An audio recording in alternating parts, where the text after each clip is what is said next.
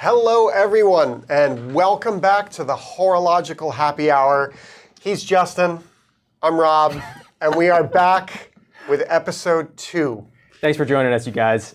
We had an absolute blast 2 weeks ago, and we decided to do it again, so here we are. That's right. We have some really cool and interesting new arrivals, stuff you're not going to see anywhere else. We have a couple interesting kind of little games that Justin and I have set up for ourselves today to keep you all entertained. And this time, we remembered to leave some time to talk to you guys. Yeah, so we're going to be trying to monitor the comments and everything. If you guys have, we're going to do a little Q&A later in the show. So if you have anything, any questions, anything you guys want to talk about, make sure you drop them into the comments, and we'll go ahead and do our best to hit as many of those as we possibly can.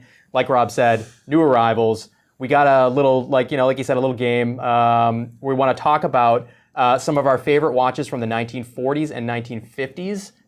So if you guys have any favorites, again, let us know. We'd love to hear from you guys as well. So I don't know. First and foremost, though, Rob, we got to make this an empty glass. We got to make this a happy glass. hour. Yeah, exactly. So cheers to all of you. Again, thank you guys so much for joining us. We really appreciate it. I'm gonna make sure I pour myself more than I pour Robert, and we'll get this show on the road. So I don't know. What do you think? Do you want to go ahead and just jump right into some new arrivals, Rob? I think after we've cheers. Oh my God! I do believe so. Jeez. Eyes. Cheers, buddy. There we go.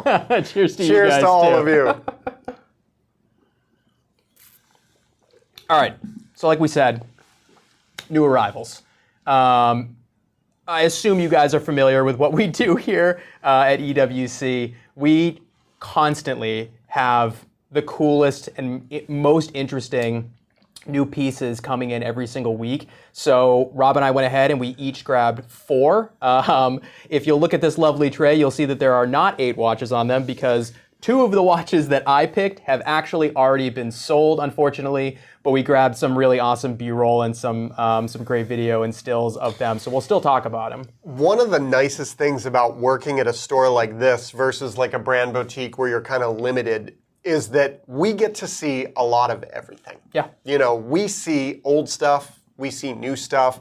We still are running into things that we never knew existed. Yeah. Which, you know, that's pretty cool. Yeah. Like, you look at somebody like Albert who's been doing this for 30 years, and he'll see stuff land on that counter that he didn't know was ever made. And not just new stuff, but old stuff that he was like, I didn't know they made this in platinum, or I didn't know they did it with this style. And Yeah, it's I mean, like, case in point was that Bear Retropante from 2 weeks ago. Like, that was a piece that none of us even knew existed until it showed up on our, on our doorstep, essentially. And the backstory was everything with that watch, because that had such a unique and cool story, for a retailer to make a watch, putting their name on it, and not like a Patek Tiffany kind of thing, or, this was a pure Bayer made for a specific purpose, and I think that's why it's already gone. Yeah, exactly. So that's old news anyways. Let's talk about some of these new arrivals. First up, I want to go ahead and talk about this gorgeous Blancpain Le Mans Turb. So this is a really interesting limited edition. I'm going to go ahead and give it to Rob so that he can get the close-up cam working.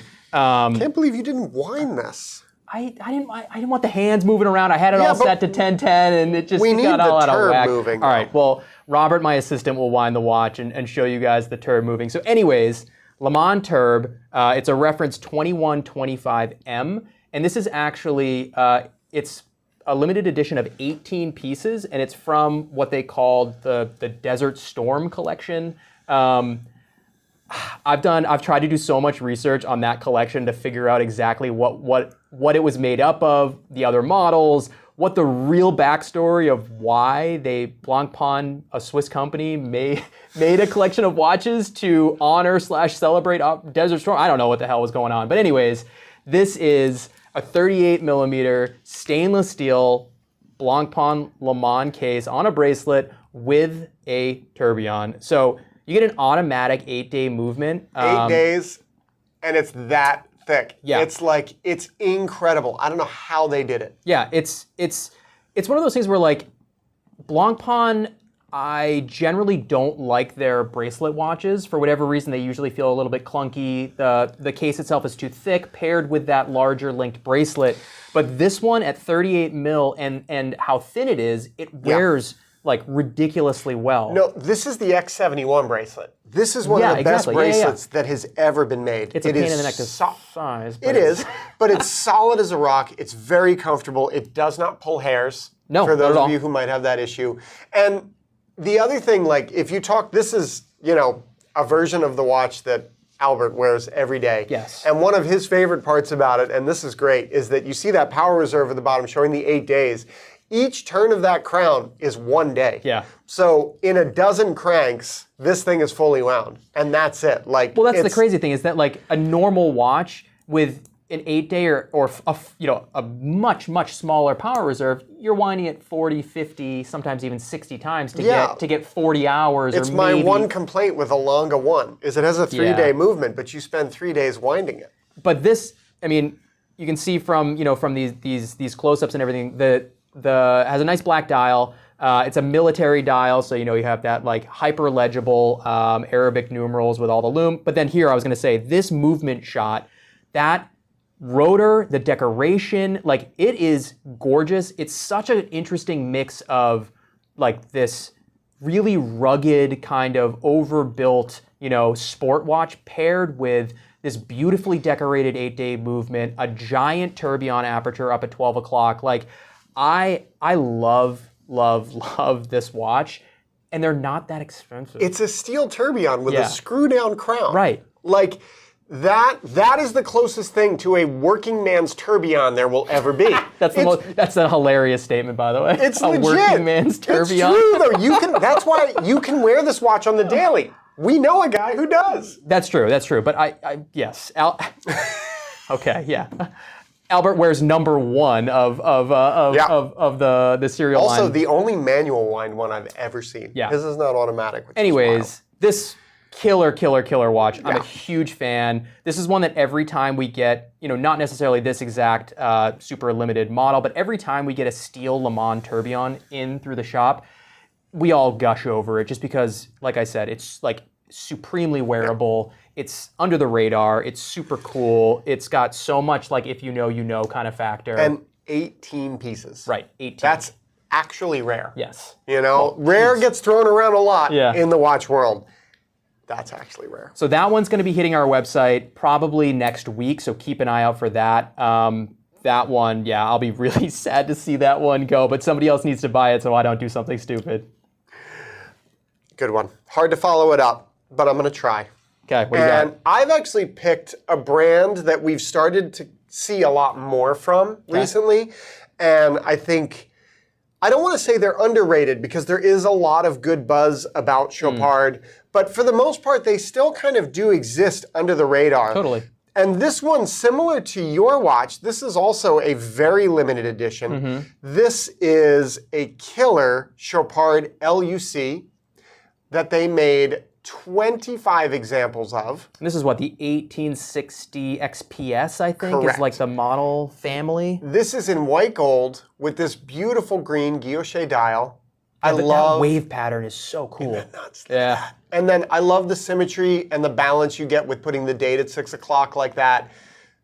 Super nice, very well finished. You look on the back and you see a matching wave pattern on the case back, but the best part is that this 18K case back opens up to reveal the L.U.C caliber, which obviously is the star of the show. This is like the best of both worlds because it would be an absolute crime if this had a closed case back and you weren't able to see that micro rotor L.U.C movement. But at the same time, also it would be such a shame if it didn't have like that. The decoration on that case back is nuts. I've never seen a guilloche pattern like that. Super cool. How many of these did they make, Rob? 25. It was a limited edition actually with Hodinkee. Right. And it's funny because I don't remember this one. I don't either. So I don't think they made a lot of waves when this one was released.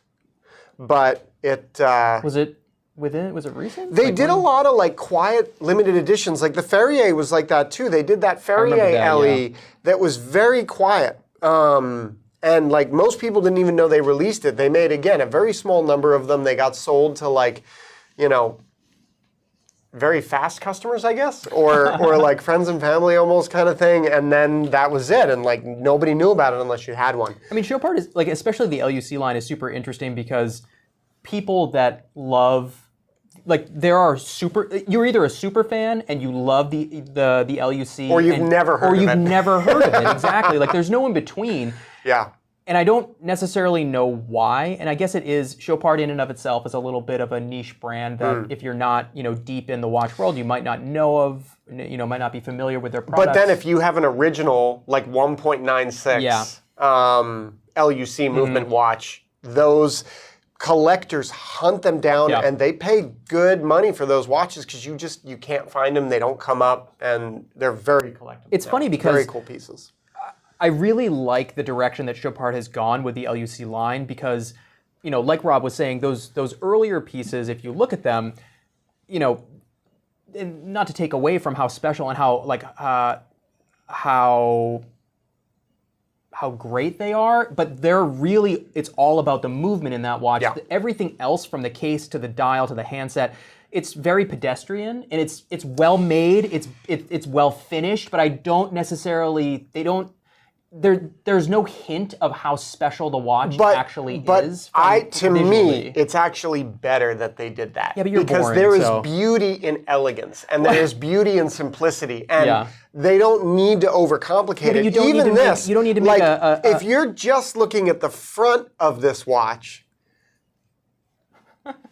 it's not the most elaborate case we've ever seen. It's like a Calatrava case. What are you talking about, though? Look at the dial, dude. Like, it's green with There's a lot on this dial. Engraving. But the case doesn't have to be crazy. The back is crazy. Yeah. I mean, like Justin was saying, that almost steals the show.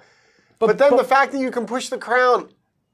But that's my point, though, is that I like what Chopard has done with the L.U.C line because they've basically married, like, this watch is still not shouty. It's still not in your face. Oh no! It's still super elegant, super restrained, and super special. But now you're getting a little bit like you're getting that like visual aesthetic, like, you know, pizzazz and draw paired with the super you know beautifully finished and well made movement as well. So I don't know. It still feels like it has like the same ethos as the original. It's just a little bit more interesting now.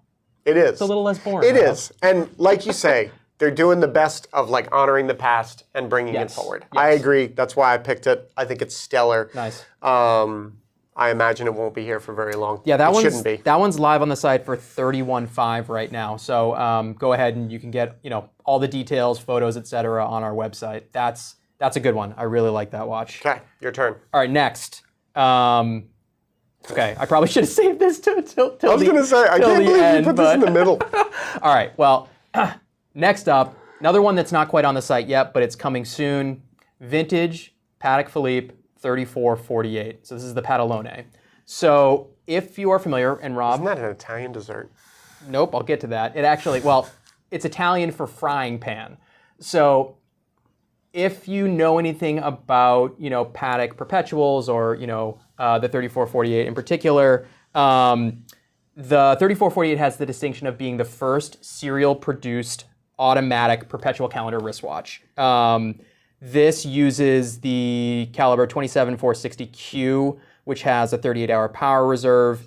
And it's kind of crazy because, like, looking at it, it looks larger. But this is just a 37.5 millimeter case, which, you know, for the time when it was introduced in, I think it was 1962, that was pretty oversized, actually. Well, the reference 96 was 30.5 millimeters, right? So the standard Calatrava was significantly smaller than this watch. Right, so when this was introduced, it really, you know, in 62, like, it really did look like a spaceship. Or, you know, so perfect.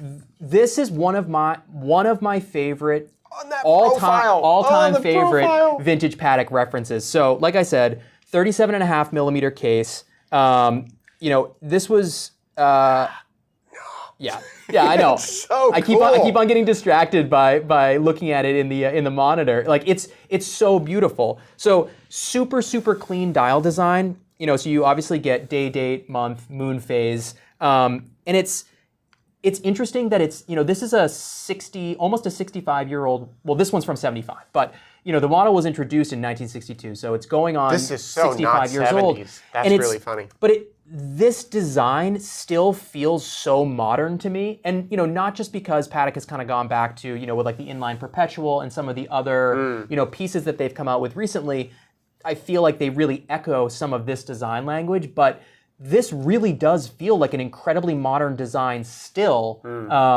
even though it's, like I said, damn near 65 years old at this point. So, I love the typefaces. Yeah. I love the way this dial is printed. There's like, it's not perfect. No. Right? And there's such a beauty and a charm in the kind of old school manufacturing that went into this watch. I even love it on this small scale strap. Like on anything else, we'd look at that strap and be like, oh, that's ugly. But it looks really good on this watch. It just works. You're right, actually. That's funny. I didn't even think about that, but this is probably one of the only watches that I've seen this small scale pattern on that I'm like, it's not the first thing that jumps out at me, because usually when I see that strap, I'm instantly like, oh my God, why is that on that watch? What is happening?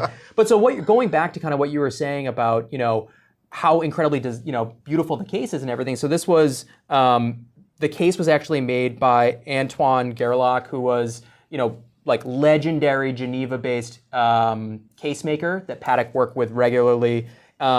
Little fun fact that I probably should have known but didn't know. If you look at the hallmarks and on the inside of the case back, the case maker's hallmark is the key with the 4 in it. That all cases made by Gerlach have that hallmark. The key with the 4. Cool. Super interesting. I don't know if anybody else cares, but it's such a different era of watchmaking. I feel like this is almost like when you buy a car that's coach built. Right, totally, like when you have like a coach-built car, classic car. It's like when you have these, like same thing with the repeaters, right? Because there's the repeaters that have those unique built cases, and then we have something I'm going to talk about later that had unique built cases. And to me, that is something that's missing from modern watchmaking. Totally, yeah. Like it really, outside of maybe like Independence or something. You know what I mean? But I mean, even then, what do you get? You get like Grubel with the like bumps coming off the side of the case, and you get, a lot of them I think are different though, because those are like cases that serve some kind of purpose of the way the watch tells the time. Whereas in something like this, or if you think about Cartier, from that same era, like that was like case for the sake of case. Totally, I like that. And anyway. And like you're saying too, like this is such a unique design for that time. I can't think of anything else that had lugs that were that faceted, that angular, with that almost like a slab side with that big thick bezel. So just absolutely stunning. They're also super, super rare. So the watch was made for 19 years, so from 62 to 81. Less than 1,000 in total were made. Wow. Majority in yellow, about a third, I think, in rose gold, and then there are 2 in platinum, which are just insane. And this one actually even comes with its original 1975 Patek box, which is wild. I had never seen this style Patek box until this one came in. So I love it. 3448. That's another one coming to our website soon. So definitely keep Open an eye on it. Open that up again. Whoop. Look at that, man. That is 70s. Cool. The watch is not 70s. Yeah. That is 70s. I know, right? There, so dude. 1975, so totally tracks, but yeah, unbelievable. I love it so much. So good call. Yeah. All right, Rob. What do you got? What's next? Now, for something completely different. Yes. Justin, which way is the beach? It's this way. This is another one of those watches where until one of these showed up, I didn't know this existed. There's, a lot of people know about the Beach Daytona, which was a Daytona that looked very similar to this in a white gold case, but on a matching lizard strap. So in this case, it would have the green lizard strap on it. Well, you had the blue, the yellow, the pink, and the green. And the green. Right. That was the 4, and they came with matching boxes, and it was really very cool. It wasn't just boxes, Rob. That came with matching lizard box, yeah, matching lizard notebook, you could put loose leaf paper in there and everything. It was like a whole set. It was ridiculous. Oh, the white gold feels so good. It's so heavy. So those were released in 2000, and it was as Rolex typically does, it was a limited edition in that they didn't make a ton of them, but it was just regular production for them. It was just like, we're making this for now, and then they discontinued it a few years later. And then these started popping up later on. Yeah. And this does have the chrysoprase dial, which is a gemstone. So it is a precious stone dial. What is it? Chrysoprase. Chrysoprase? Yes, that is the material of this dial.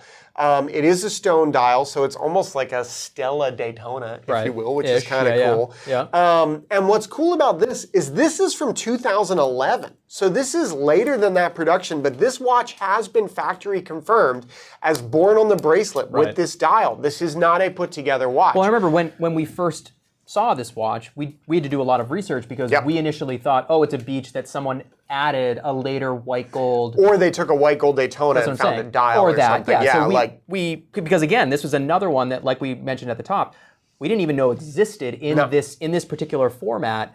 And then, like Rob said, through Rolex directly, direct confirmation that this was born from the factory with this dial on this bracelet in 2011, which is wild.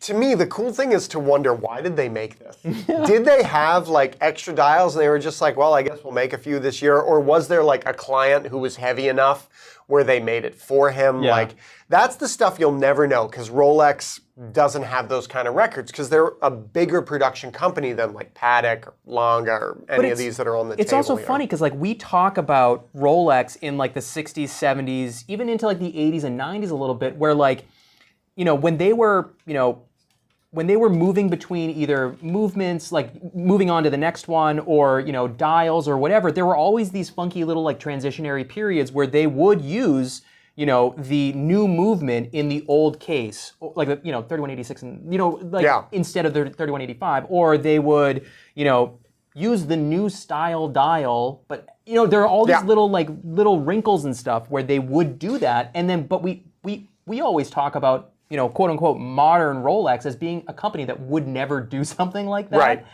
But then we always find these little things that, for whatever reason, exist and were created. And that's why if you're a vintage Rolex collector, there's so much nuance there. Right. Right. There's so much nuance to it.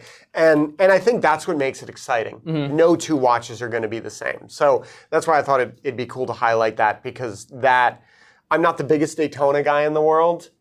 That's a That one though, dude. Could you imagine if we found the pink one Oh with the my white gold goodness. bracelet? Rob's head would explode. He would sell one of his children to get one of them. Or at least lease them. You can do that, right? Yeah, sure. Why not? Kid lease, whatever. All right, we're taking up too much time per watch again. Are we really? Okay. We're gonna have to cook. All right. Well, so one of mine that got sold that I wanted to talk about but is gone. We had an insane 6263 Big Red Daytona, which personally is one of my favorite expressions of Daytona, if I can say that kind of thing. I think if you don't think of a Newman when you think of a vintage Daytona, this is what I think this is what pops into your head is the Big Red with the Bakelite bezel. Right, so Bakelite bezel, screw down crown and pushers, that reverse panda dial. Obviously, it came, in both standard, silver with black, or this with the black with the white subdials. Which this is the one that I really gravitate towards and think of. Yeah, I like the reverse panda. This is the last of the manual wind Daytonas. This is obviously before they switched over to the El Primero. So this is 70s. This one was 76. Yeah, it's a 4.1 mil serial. So this had the Valjoux 727 in it. Just again, when I think of vintage Daytona, this is the image that pops into my head, even more so than a Newman. I love them. They're out of reach for me at this point. This one was. Especially an example like this. Look at the lugs on that thing. Yeah. No. Look at the lume. Look at those lume pips and the dial and everything. These are so cool. I love them so much. It's out of reach for me. This was a six-figure watch, unfortunately. So I'm just gonna, make sure that I right-click and save this video, and I end up just staring at this. Dial. Yeah, the condition on that one was nuts. So that's personally one of my favorite Daytonas. Period. So there's that. So There you go, Rob. That was my quick little bit on that. What do you got next? All right, you've picked all the mainstream stuff, which is great. So I'm going to continue to show people interesting weird. stuff. Oh, get out of here.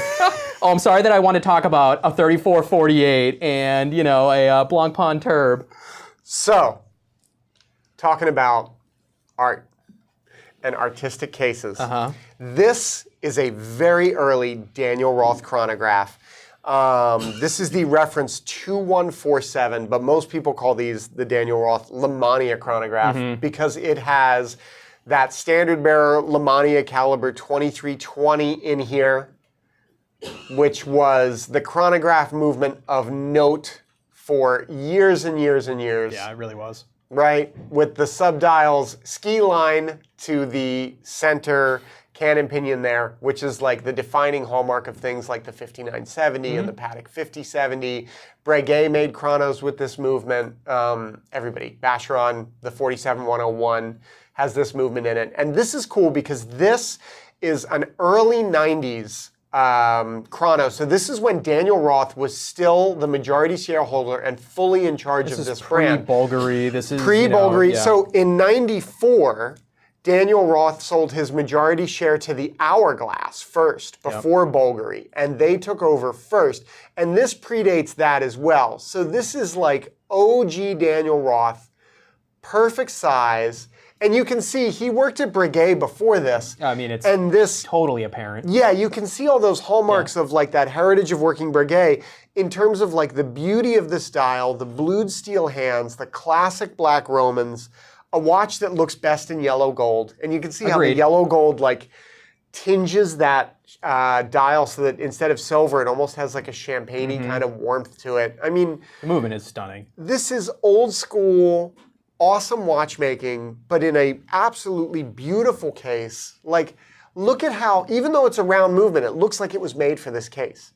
Like, it really he sized it perfectly. It's so funny because like when you initially, you know, when got the close up, and I had to I literally had to do a double take there because I was like, wait a minute, it looks like a shaped movement. It looks like a shaped movement. It's so weird. And like the counterbalance on that second hand, that like giant counterbalance. I mean, honestly, the way that he hit it, I mean, whether it was intentional or not with this case, like this display case back it looks like it is again in the shape of the movement. It's wild. Such a cool watch. Yeah, it's really, I mean, this is stunning. I really, really like that. I'm really glad that Daniel Roth has kind of had a little bit of like a resurgence, of rebirth, especially these, you know, the early ones. You know, obviously LVMH owns them now. Yeah. You know, they relaunched 2 years ago or whatever with the subscription pieces and whatnot that are absolutely stunning. I was going to say, I love the treatment they're doing with this brand now. Yeah. The fact that it's almost like this bespoke, super small production, unobtainable pieces, like that's so cool. Like, what a cool way to carry on the legacy of this. Yeah. Because, you know, if you think about it, like it went through that Hourglass era, it went through the Bulgari era, it kind of like, and now for them to bring it back again and to make really cool pieces again, I think is very cool. Yeah, but these are really special. So the original, again, early 90s, Daniel Roth, like the Daniel Roths, they're really cool. If you're not familiar with them, you should do a little bit of a deep dive and kind of read up on them because, again, an amazing watchmaker. An amazing watchmaker and a very cool history to both the man and the brand. Yep. So we're way over time. We are. I think we got 2 minutes. Okay. I think you got to pick between the Ellipse and the Seamaster. So one of mine was an Ellipse that got sold. Cool. 5738R, great piece. If I wore tuxes all the time, I would absolutely have one. I kind of still want one anyways. I'd wear it in my underwear. I don't even care. Killer piece. Already sold. Robert, next. I'd wear a tux just to give me an occasion to wear that watch. Like I'd come to work. I still have the tailcoat and the white tie from my orchestra days. I could do it. If anybody wants to donate that watch to the cause, we'll step brothers it next week and we'll both wear tuxes for the show. Tailcoat and white tie. All right, you got like 2 minutes to talk about this.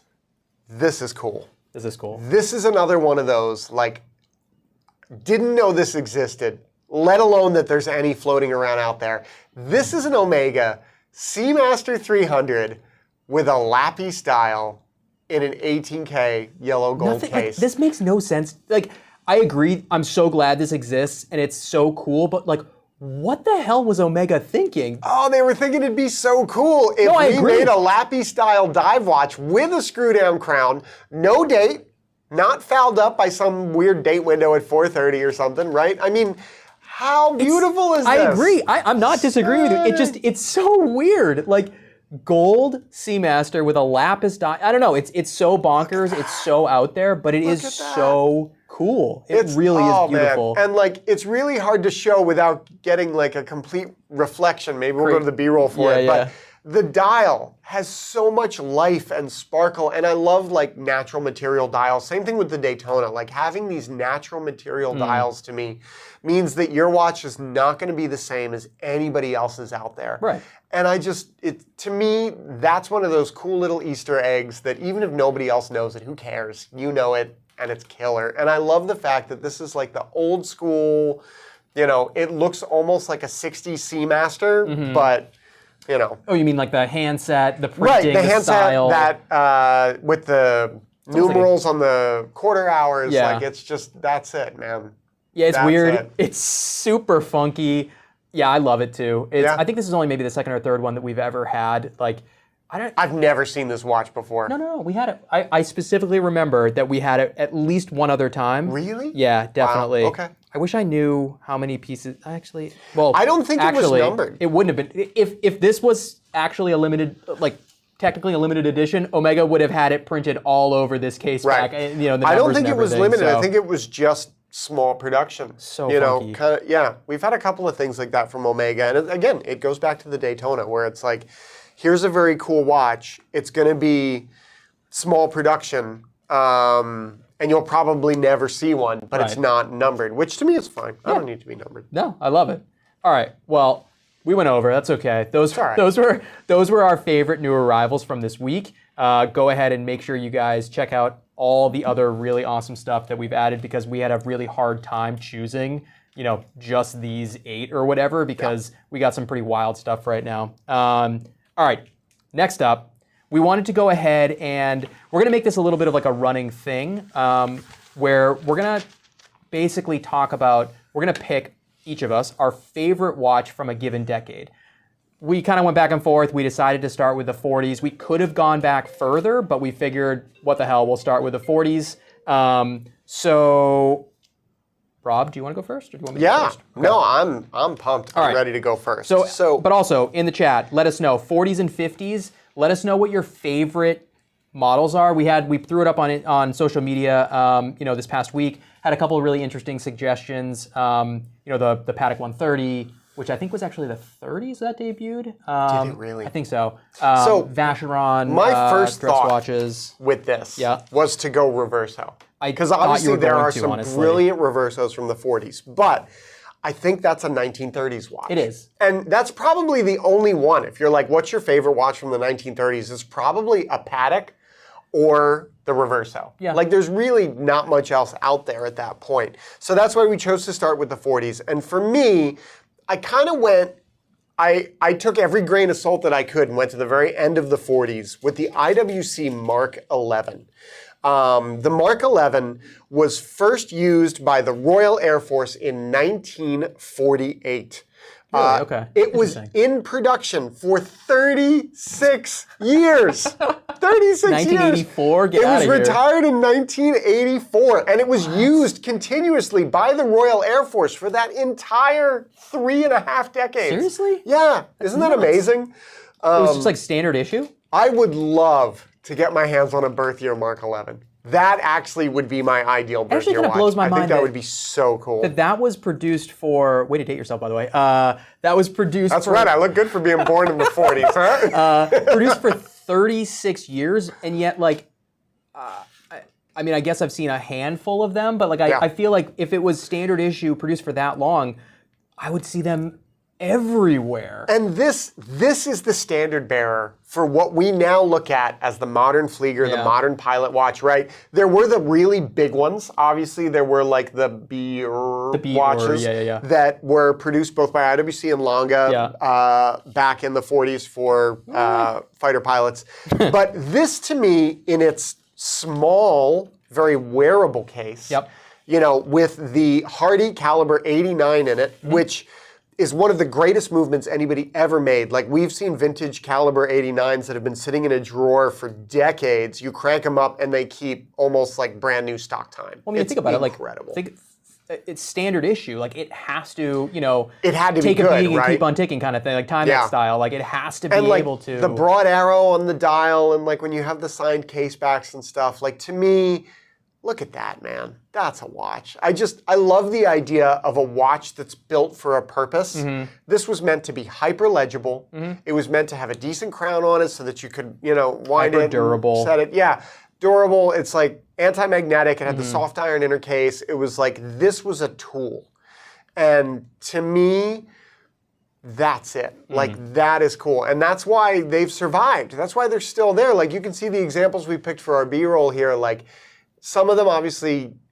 There's aging, there's different degrees of aging and stuff, but they survived and they're out there, and like that's it to me. It's like when you can set the standard like that for something that today, if you wore that watch, people would be like, oh, that's a pilot watch. That's pretty cool. Oh, you could easily wear one from the 40s, 50s, 60s, 70s, or the 80s, and it obviously looks essentially the same. Yeah. And it looks like the modern equivalent of, you know, pick your mark.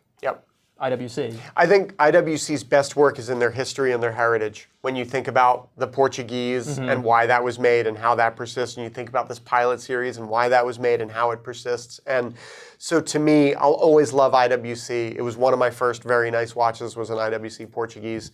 And so they'll always have a soft spot for me. So Mark 11 all the way. Nice. All right. Well, I'm going to go in the complete opposite direction, as usual. The trust fund direction. Yeah, exactly. I saw Loose Tooth, by the way. What's up? Thank you for not trolling me, I guess, yet? I don't know. All right, so my absolute favorite watch from the 1940s. Again, like, the 40s is interesting because, like, I don't have a great, like, idea of, like, beyond, like, Elgins and, like, Hamiltons and, like, you know, I don't have a great idea of what people were wearing or what like high-end timepieces were in the 40s. I don't know. It just feels even like compared to the 50s, it feels very foreign. You know what I mean? And when I started kind of looking, I think you have to put it into perspective too of like an austere time, right? Yeah. World War. Like Yeah. it was a different. The luxury industry was probably not what it was, and watches weren't really luxury products at this point. Right. They were really tools still. But anyway, so. My absolute favorite, the one that just like blew me away, and when I realized it was from the 40s or debuted in the 40s, I was like, oh crap, I gotta pick this. The Patek 1415 World Time. Like, this is such a stunning and important watch, and it has so, like, it's got so much, there's such a great story involved with it. So, you know, produced from, all right, so 1939 it debuted, so like I'm gonna fudge it a little bit, but that's okay. 39 to 54. I'll allow it. So, oh, thanks, Rob. glad that you allowed it. So a solid 15-year run. It was Patek's first serial-produced world timer. You know, if you've done any research into like kind of like world times and whatnot, the name Louis Collier Cottier, will be very familiar to you. He had developed what was called the Heure Universal, so like the universal hours complication, which basically displayed the time in 24 different time zones around the world on a single dial. And Patek, basically collaborated with him to create the 1415. 1415 had a 31 millimeter case with those gorgeous teardrop lugs, which are just. This is kind of like when I think of watches from that time period, I guess, like that 30s, 40s, like that style, for whatever reason, is kind of where my head goes. Those, it's like the Vacherons with the I was going to say, you see it from and Patek, you see it from Vacheron, you see it from Jaeger. Yeah, exactly. All I want to say, go ahead. Could you imagine if Patek reissued that watch with the world time on the rotating bezel like that? So amazing. So 31 millimeter case. Most were yellow gold. There were a bunch in rose, and then there was one single one in platinum, which is bananas. Yeah. Powered by a manual wind, caliber 12-120 HU movement. But really, like, where it gets interesting and where it kind of like, where my kind of, like, the reason why I gravitate towards it, kind of happens is that rotating bezel is engraved with, the names of cities around the world. And obviously when paired with that internal ring, that 24-hour ring, you can track the time, in different time zones. I love that some of these up here, they say Bombay. But so that was what I was going to say. Kind of the reason why this one is so kind of alluring to me is that it's such a snapshot of a specific moment in time where, because, over the course of that 15 years, obviously, from 39 to 54, you got to think that, the global map was in flux. There was a lot going on. Oh, yeah. There was a lot changing, and depending on what year the watch was made, what market the watch was made for, so where it was being delivered to be sold, the cities on that bezel were different and would change. So it's so interesting. So you're going to find all these different little variations and whatnot, and then, like I said, there are a couple different metals, but then most of them would come with that ivory silver dial, but there's a handful that were made with these crazy cloisonné enamel dials, which just so cool to see cloisonné enamel from Patek in the 40s. It's just, I don't know, it's such a special piece, and it feels so, even the ones that are not enamel dials feel so handmade, and they feel so unique and bespoke.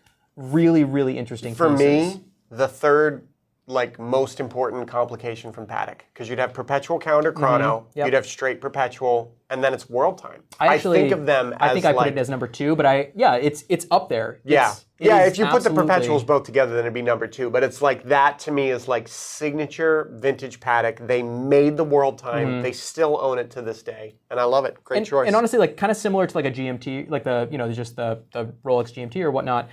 You think about, again, that time frame, 39 to 54, the world was shrinking, and it was getting easier to travel, easier to go from one time zone to another, and it all of a sudden it wasn't just something nice to have, it was becoming somewhat of a necessity for some people to be able to track those time zones. So, I don't know, very, very compelling piece. I would love to see one in person. I think they're absolutely stellar watches. Oh yeah, without a doubt. Okay. Do we do the 50s? We're so over time. 18 minutes left here. Yeah, okay. Maybe we leave the 50s until another show. We could do the 50s next week. Okay. Because I think we want to.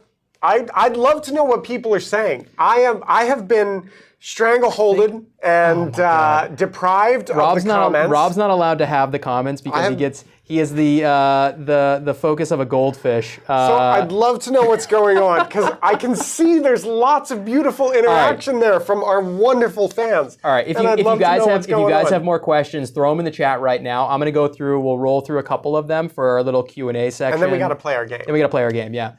So Mark Lehman, how you doing? Rob, you can answer. How you doing, buddy? Oh, I'm great. I'm just happy to be here with all of you. Somebody asking, is it cold in Boston yet? No, it's not cold in Boston yet. No, it's lovely. Well, not today. It's raining not today. Cats and dogs James out there. Slaughter asking, what are we drinking? As usual, we're drinking Lagavulin. Right? Yeah, Lagavulin 16. This is the go-to if you ever want to, butter us up or sponsor us. Give us a call. We're right here. Smoky Scotches. Let's see, what else? Not many other questions yet. Not a whole lot of other questions, Robert. Hold on. There were a couple in from social media that we got. There was one. Oh, someone wanted to ask here. I want to give this person credit. So Bruce Constantine asked, do we think small watches are a trend, a fad, or are they here to stay for a bit? That's a good question. That's a really good question. I think very little actually is a fad that then completely goes away, right? Because even if you think about the big watch thing, right? At one point, it was a race to see who could make the biggest watch that was still wearable, but everybody was towing that line of how far can we push this? And are big watches the hottest thing in the world right now? Absolutely not. No. But do we still sell a lot of Panerai? Oh yeah. Is the Big Pilot still a great watch? Absolutely. But also, when I think about new, so I think a sure sign of a staying power of a fad or a trend or whatever it might be is when you look at the new models that manufacturers are coming out with, and I'm having a hard time now coming up with them immediately at the top of my head, but I feel like this might just be a feeling, but over the past year, we've seen more larger watches than we have very small watches be released. I feel like last year we were talking a lot about, unisex models and, brands that were kind of getting rid of quote unquote ladies watches for just just calling them mid-size, which, I honestly thought we were going to see more of that, a continuation of that. But I feel like that's kind of petered out. We're not necessarily seeing. But then you have a brand like Panerai who offers a 42. Then they're offering a 40. Now they're offering a 38, right? Yeah. And it's like they have really broadened their catalog so that they can appeal to absolutely everybody out there who ever wanted to wear a Panerai. True. And they're making them thinner. They're thinking about wearability. Yeah. But then you can still buy a 47 mil historic model if you're looking for that. And I really like that. Rolex, discontinuing the 36 Explorer, but then bringing it back and offering the 36 and the 40 concurrently, right? And to say you can choose. I think that's where we're headed. I think is where you're going to see more sizes. AP coming down to 38 with the perpetuals now offering those in 38. And I don't know if they were marketed as ladies' watches or mid-size or what, but an interesting move from them. I think the teeny tiny watches from AP, from Rolex, even with the 20, not 23 mil. What is the smallest? 26 mil that they do. I feel like those feel like a fad to me that they're hot right now. I feel like Timothy Chalamet. Like Timothy Chalamet wearing a tiny little Panther or something, or at the U.S. Open you had all these people wearing the little tiny APs, the Royal. But anytime you push like that. That's a different, arena, almost. Well, that's what I'm saying, is I think there's a difference between that side of the small watch trend and what we're talking about, which is smaller cases. I have customers who, if you talk about a 36, they're like, that's tiny, that's so small. Whereas I wear 36 all the time. Same, right? I know. And it's that, to me, is medium size. Agreed. So it's so hard because I guess even the term small watch can have a big sliding scale. You're right, Rob. There we go. Let's see, what else? What else you got? Somebody asked, when will the white gold Daytona be cool again? I think it's still cool, man. Stopped. Yeah, it never went away. Sorry, you're wrong. Let's see. How many watches are too many watches, Robert? That's so hard. I know. Because I actually think that's a really good question, though. Who is that? Watches and finer things. What I have found is that when I'm talking with a client and they start talking about the fact that they never wear it, when they're like, I have this Omega and I never wear it. And I'm like, that means it's too many. Yep. You could have 100 watches. And if you find ways and occasions to wear all of them, it's not too many. It's person dependent. But it also depends, because then we have other customers who don't wear anything. Right. They never wear their watches, but they enjoy owning X number of watches. So I don't want to tell you how many is too many. I know personally, I generally find myself kind of hanging around 5 to 7. But that being said, I really only wear 2 of them. But I still love the other ones, and I would have a very hard. It has been a long time since you've worn your closed. I know. I almost never. I wear, but that's for a very specific time and a place, a wedding, an event, something like that. Why can't it be for Tuesday? Can be for every day. Why not? I don't know. Yeah, whatever. But for real, it really is dependent.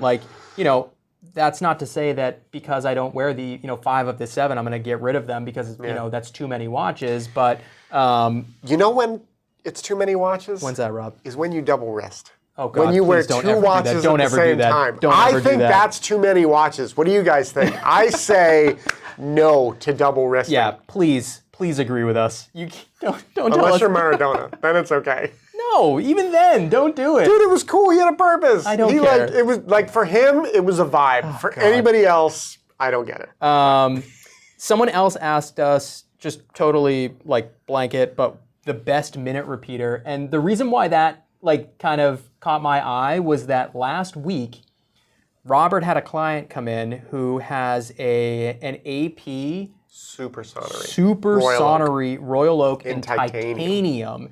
And that is something, I know, most minute repeaters are generally going to be in precious metal just because, whatever, it's part of the value prop or whatever. But titanium actually has some of the best resonance. And from the front, it looks, and even just like looking at the watch, it just looks like a titanium Royal Oak, really. Right. It's like, why do you have a Royal Oak with a small seconds? Correct. That's the only thing that kind of throws you off. giveaway. You're like, that's a little weird. It's got a small seconds on it. But we chimed it, and oh my God, by far the best sounding minute repeater I've ever heard in my life. It was. Like, up until that point, I would have said nothing sounds better than a Patek. Because the Pateks, especially the ones with the cathedral gongs, Yes. like the 5078 and the, I think it's the 79 that's in the, with the perpetual with it, like those are the most sonorous repeaters I've ever they're heard. beautiful. But this AP was a different experience. And it was really interesting because the client even said to me, like, if you put it on, it's louder. And it is, you feel it too. Well, it has it is a vented case back. Yeah. It's this interesting, like, the case back is like convex, so it like, it's almost like bulbous, and it has these crazy vents around the edge. Yeah. And when it's on your wrist, you're right, Yeah. it sounds. And it's one of those different things and where better. a display back would have been cooler, Nah, but it doesn't this matter, was, yeah. everything was for the purpose of the sound. And you could tell. Like, but I have to admit, if I was going to buy one, I'd rather have the Patek where I can watch the little hammers doing Me their too, thing. but like, but for pure minute repeater, like for pureness of Which purpose. is what this guy was. He is all about chiming watches and repeaters. Like, he thinks it's the coolest thing in the world, and he's been chasing a supersonnery forever, and he was so stoked to have that one, and I can see why. Okay.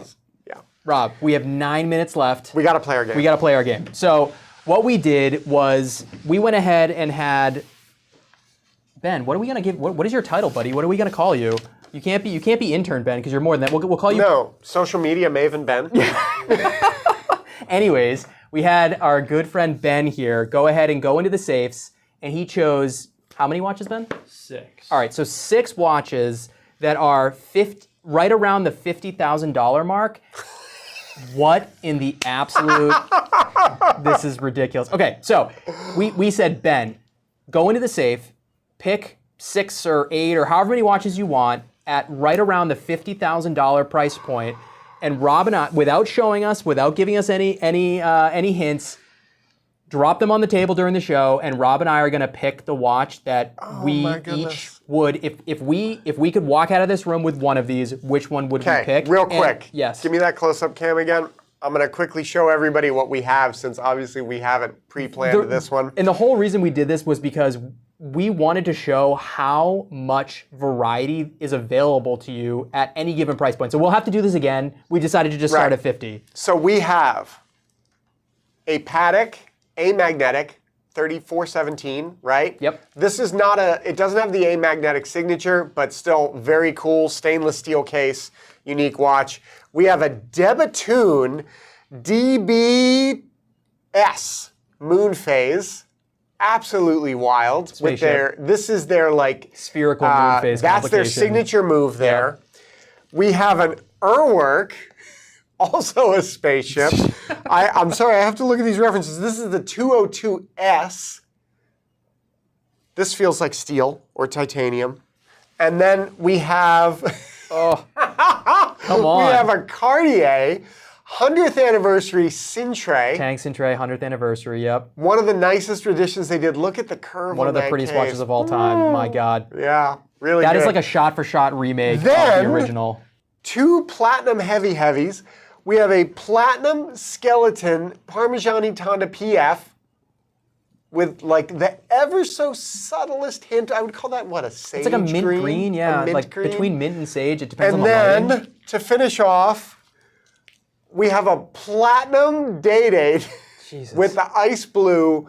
And I love this two-tone blue kind of thing with the ice blue and then the like dark indices, blue yeah. Romans and the blued steel hands and then smooth bezel president bracelet. So never a more disparate bunch has been assembled here. I mean, that's nuts. Nicely done. You followed directions and you gave us exactly If you what we told me I had wanted. $50K to spend, I wouldn't have picked any of these I know. off the bat. So, This is so bravo, weird. Ben. All right, you go first. Oh, what the heck? You can't do that. You sandbagging me. I gave you time. I mean, Roland. I can Show obviously the people. pick the one that like everybody expects me to Cartier. pick. Like, okay, token Cartier, man. Shut up. I appreciate the De Bethune. I appreciate the work. They're funky. You would never pick those. I would never in a million years I'm going to call you a liar. I would never in a million years pick either of these. I would never.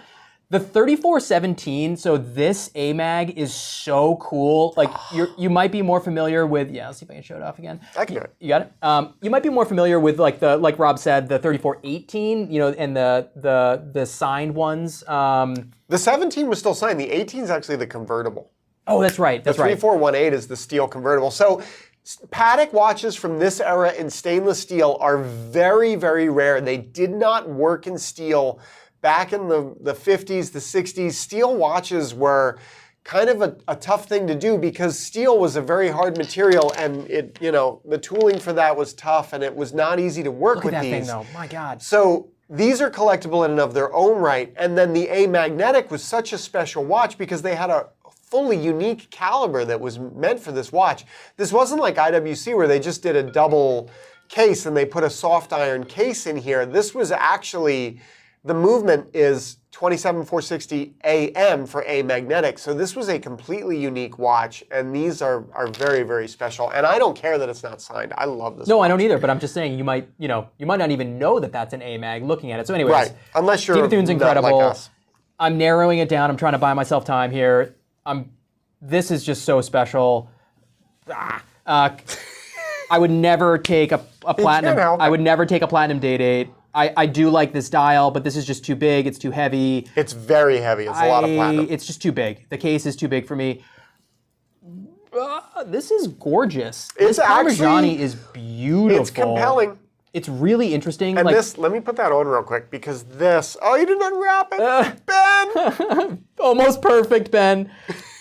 Fired. There we go. Next time we'll unwrap and we'll take the tags off. All right, here we go. This is a lovely bracelet, man. That bracelet's really very, very good. But, all right, so here's the thing. At almost...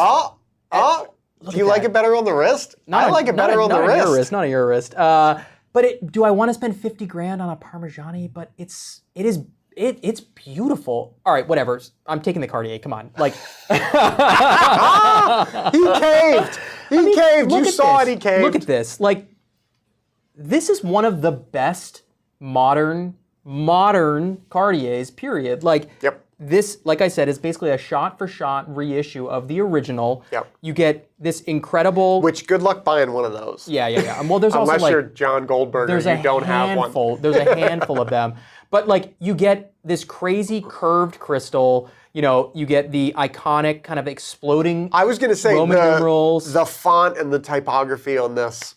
The dial color, and then the shape. I'm like backwards and upside down on this camera right now, so I don't know what I'm doing.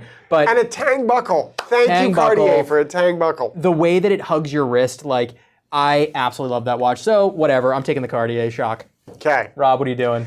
If you say Urwerk, I'm going to smack you. I'm not going to go Urwerk because that's not the one I would pick. That one's kind of like a little too big for me. This is an early one, isn't it? I think so. Okay. I'm actually going to go De Bethune. No, you're not. I'm going to go De Bethune. I can't believe you didn't pick that Patek. My head says go Patek. I was between those two. This is a 10 out of 10. This thing is amazing. It is. It's AMAG and it's amazing. But for me... Dad jokes. I want... what can I do? It's in my nature. I don't know. I'm like so interested in crazy stuff these days. And I like something that's going to be wonky. The crown's at 12 o'clock. It's like a pocket watch that somebody looks like a desk clock. Put a strap on. It's got like this crazy... So at the top here, you have this like weird integrated lug over the crown. You have the cool bullet lugs. You have the spherical moon phase. You get to look at that on the wrist, though. It's so funny. It looks good on your wrist. I feel like if I put that on, it would look so ridiculous. With a suit like this, like wearing this watch, the hands are cool. You get to look at the finish. You get to stare at the balance wheel all day long. I didn't even notice that you have the spherical moon phase down at 6 o'clock, but then all the hour indices are also, they like mirror the moon. They're like little orbs as well. It fits beautifully. Like the Urwerk, I love Urwerk. My problem with this is that like this is hard to pull off with a suit. Like this is a cool weekend watch. And I do love it because it's absolutely bananas. But ultimately, I could wear this, and I would wear this. Well, it's so slim. Oh, the case back is cool too with that power reserve. Show it Is off. this platinum? I think this is platinum. It feels nice and heavy. Picking a watch, you don't even know the details. Way to go, Rob. I didn't pick it. Ben picked it. I'm just like saying this is what I would do. Interesting, dude. Right? Look at that. I That's never in a cool. million years would have said that you would pick that That's watch. cool. That's hilarious, actually. All right, well, we're gonna have to do this definitely at different price points because Yeah. 50K. This is a bananas trade. What of price 50K point should we watches. do, folks? Yeah, let us know. Actually, You tell us. yeah.